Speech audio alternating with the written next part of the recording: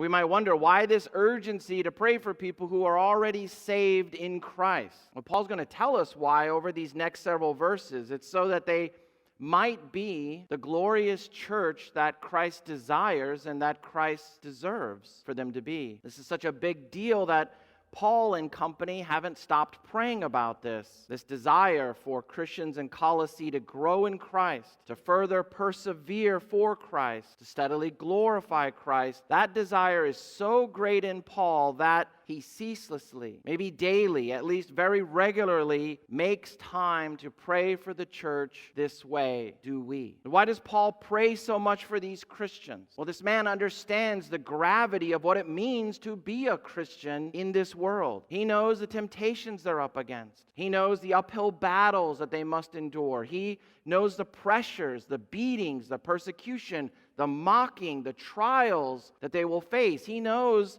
that it's counter-cultural, it's counter-self. He knows they need prayer. Why would Paul sacrifice his time to pray for these people? Because, dear ones, they're not just people to him. They are brothers and sisters in the full family of God. They are his family. He cares for them with the love of Christ. He values them as the church of Christ, and he wants them to shine for Christ. He wants them to flourish to the glory of Christ.